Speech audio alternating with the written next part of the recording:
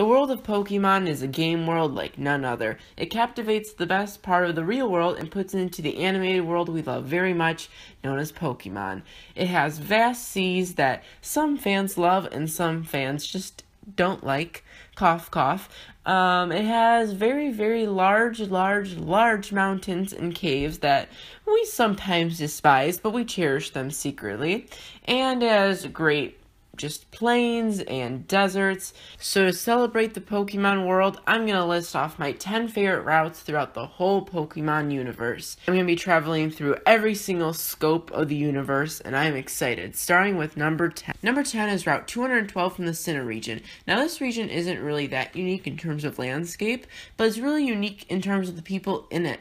There are police guards patrolling the whole route, and it's very, very interesting to see that because in terms of people battling you in Pokemon, they usually just stand there waiting for you to cross them. But to see police guards patrolling the area, especially at night with little flashlights, and them actually stopping you to battle them because they think you're a criminal, is a very, very unique idea, and I can really cherish it. There's also some bushes you can like go around to kind of cut away from the police guards, and I had a lot of fun trying to avoid them in a way. So I would sneak around the bushes, and it leads to the Pokemon Mansion, which is really cool.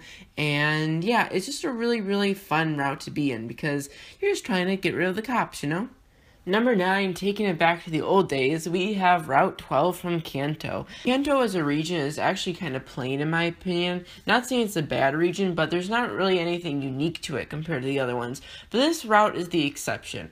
As you can see, it's a very, very long route, and I like long routes because it really makes me enjoy it and appreciate it because I'm going to be going through it and fighting trainers for a long while in there. So it might as well be a good one if it's long, right? And this one definitely does it. There's these little wooden crates you're kind of jumping on and getting through, and you're fighting all these fishermen, and it's a very, very like coastal vibe in a way. And you end up encountering a Snorlax in your way, which at this point in the game, it's just like, whatever, I have other things to worry about, but you eventually overcome it. So, it's just a very peaceful route. It's a very unique route, too, because you're walking through water, basically. So, yeah, number 9 is Route 12 from Kanto. Number 8 is Route 6 from Kalos. Now, Kalos is known for being a very, very pretty region. It's based off France. It's very, very cool, right?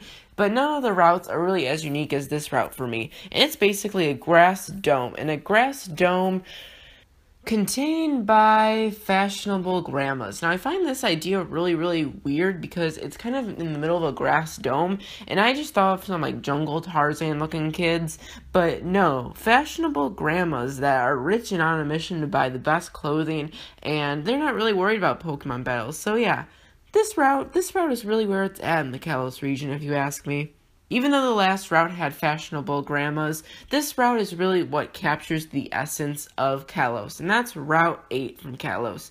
And it's just a very rocky, mountainy vibe. It's what really Sinnoh failed to capture, in my opinion. Sinnoh's a very, very rock-based, mountain-based region, and none of the routes in Sinnoh that were based off mountains really were a great mountainous route like this one was. So this one had a good little ocean in the background, right? It had a good just jumpy slot, and it just really worked for me. So honestly, if Sinnoh ever has a remake, they should look for this route for help. Number 6 is Route 4 from Unova. Now this is a very deserty, yes, deserty like route, okay? It's very, very sandish. It has sand isle in it.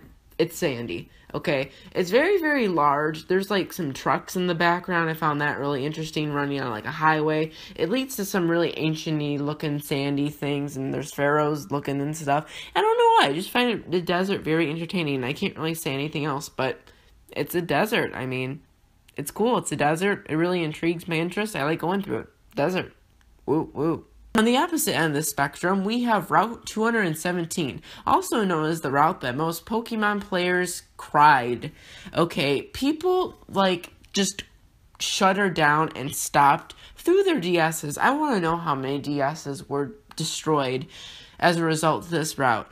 For some reason, I love it, okay? It's a very, very annoying route. You're stuck in snow, okay? You see a very painful shot of a boy just, like, trapped in snow, and you used to get sunken in the snow. Have you ever heard of snow quicksand? Well, that's basically what happened here, okay? You were trapped in snow. You were marching through the snow. It took you a good hour to get through this route, and honestly, it gave you nightmares. But for me, getting through the route and going to Snow Point City at the very end of it was one of the most joyous moments I've had playing Pokemon. It was just so relieving, like, I've been through that place. It took about an hour, but I made it through. It's like when you win a war in real life. It's that drastic, okay? It's rewarding to beat this level. Not even, I'm gonna call it a level, okay? It's just unbearable, but like the type of unbearable that's rewarding. At number 4, we have Route 47 from Johto. Johto is such a unique region in terms of its style. Its style is so unique and so powerful to me. And I don't know why I'm preaching towards Johto, but I am. Because this route in particular is so mountain done right, okay? There's a huge gaping like hole you have to go through. There's these huge bridges you have to cross. There's a waterfall in the background. You're really feeling like you could fall off this cliff and die at any moment. And it's just epic, okay? It's epic. I hate using that word. I don't know why. I just don't like it. But that word perfectly describes this route. And there really isn't even a point to this route. It doesn't really even get you anywhere that special. But it's just powerful. Just powerful. Number 3 is Route 113 from Hoenn. If you don't know what this route is, it's the one where ash is literally falling from the sky. There's a volcano in the background, and you're just getting pelted by it, okay? I don't know how you don't come up with, like, some lung problem.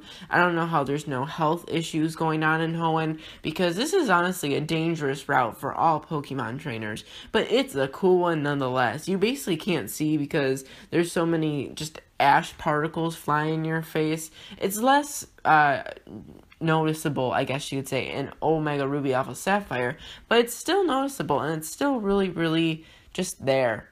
And honestly, I appreciate it being there. It's like the one annoying kid in class you really find annoying, but he's just so annoying to other people that's kind of entertaining, and you just don't really want him to or her to leave. It's just there, and you appreciate it being there, even though you're mad at it being there, if that makes sense. Staying in Hoenn, we have Route 114. Route 114, you're escaping the ash, you can finally see the air, and there's craters everywhere. And these craters are craters that aren't like little pebbles, okay? They're massive. They're, honestly, in Omega Ruby Alpha Sapphire, it's bigger than a gym. It's huge, these craters, and they're so cool because you go to Meteor Falls right after it, and you get to look at all these meteors and just meteors, and it's rocky. It's extravagant, honestly. It's a trip. You should go, okay? If you're just, having a day out, just go to the Meteor Falls and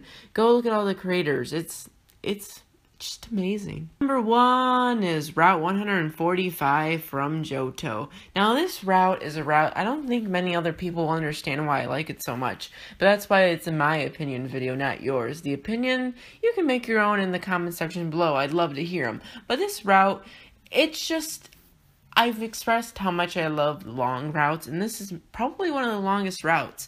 It's so eventful because you just beat the 8th gym in Blackthorn City, and you're going to face the Pokemon League. And it's just one big event, You're so excited, you're just jumping off these little ledges, and the fun just never ends. You have all these different bridges you can cross. It's honestly like one of the most fun routes to go through because you're just going on your bike, zipping through all these ledges and through these bridges and going down waterfalls, and it's just one of those really just happy moments in a Pokemon game, and I really don't get that from any other route. It's just so joyous. So if you enjoyed this video, please make sure to hit the like button and subscribe. I'm going to be doing a Pokemon Top 10 video, hopefully every week, if not every other week, to celebrate my 20th anniversary of Pokemon. I'm celebrating it by doing these lists, hopefully, like I said, every week. So please make sure to hit that subscribe button. I'll see you guys next time. Leave your favorite routes in the comment section below, as it's such a very very discussed topic in the Pokemon fan club, if I do say so myself. But yeah, see you guys later.